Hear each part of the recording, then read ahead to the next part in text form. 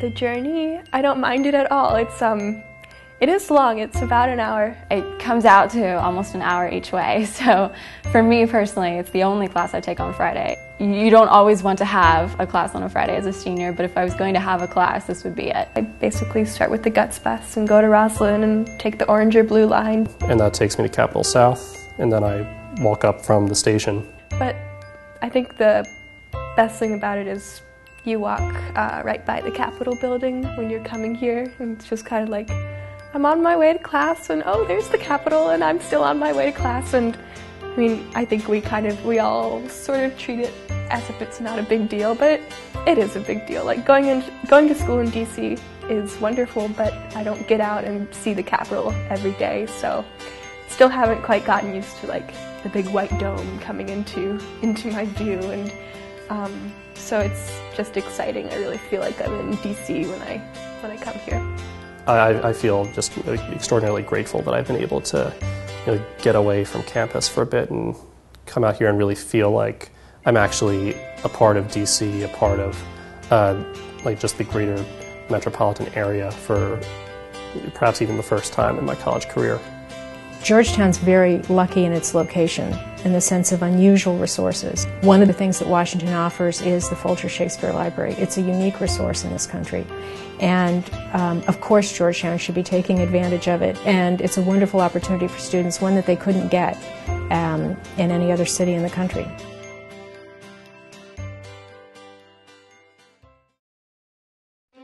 The Folger Shakespeare Library is the best collection in this country of books and manuscripts from the period late 15th century to, say, 1700. It's kind of amazing because you get to be a reader at the Folger, which is not something that everyone can do. Not everyone gets to go into the reading room. So there was this sense when we got here that it's kind of special. To work at the Folger Library, you have to apply for a reader's card. You generally have to you have to have a PhD, or you have to be in the process of writing your dissertation for your PhD. Most of the readers there are college and university professors. Some are advanced graduate students. Undergraduates can hardly ever become readers in an institution like this, except through this seminar. And once they become part of the seminar, they are readers at the library for 12 months. Which means that not only do they get to learn about whatever it is that we're talking about in class, they can come back and next semester for a different class, when they're doing, a class and they're reading the Fairy Queen and they want to look at that first printed edition of the Fairy Queen, they can come and they can do that on their own. Yeah, it's always weird to walk away and think that I have the 17th century on my fingers. The course is it starts out at least, talking about early modern books, 16th and 17th century books as material objects. And everybody in the seminar not only is introduced to a range of materials from the collection, but each one also adopts a specific object from the collection, is able to hold that book in his hands, follow it through the course in terms of tracing its history, its biography, its authorship, its process of printing, and so on. So it's really a contact experience. It's almost a kind of anthropological approach to the period that's generally recognized as the greatest kind of literary period in English history. One of the things that we wanted to do at the Folger with an undergraduate seminar was to be able to attract students from a wide range of disciplines. This is not a program for English students only, or not a program for people who specialize only in Shakespeare, but that there's room for people in American studies, because there's a lot of early materials that would pertain to people who are studying colonial American history especially. A lot of music manuscripts, a lot of materials in the sciences, a lot of religious tracts. It's everything you can imagine really in the humanities and the arts, especially 16th, 17th, and early 18th century.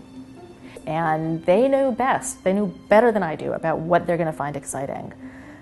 So I tried to develop assignments that invited them in to do their own work to it and put their own twist on it, while still providing a methodological framework that I could help guide them through.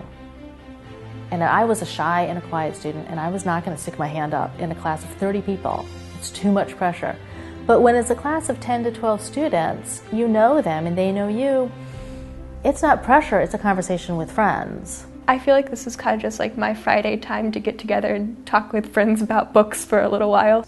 The class size means that they can be colleagues.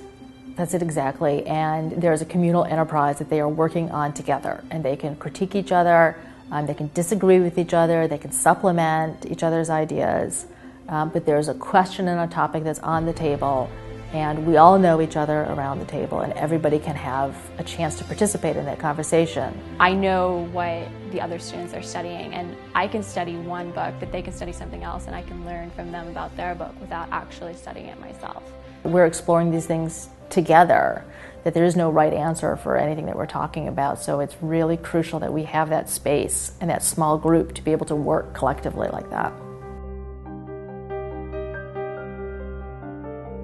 And I love books. I can't imagine a time without physical books. I'm still so kind of book-oriented, and I'm still attached to the sensory experience of holding a book and turning a page.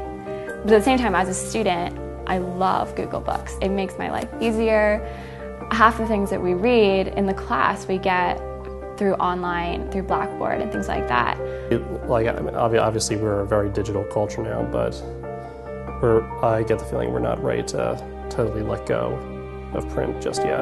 I don't think books are going to disappear. Books are still going to be around. Libraries are still going to be around. There will always be books that people want to hold in their hand. They're bound. You open them up, you read it, you carry it, you love it, you pass it on to your children. That will always be true. The thing I love so much about these books is they've been so many places. They have such a layered history. I don't think a book in a digital format can have that kind of, layers upon layers upon layers of places it's been and people who have held it and things it's been used for. I want books to stick around. Books as the books I get to hold here.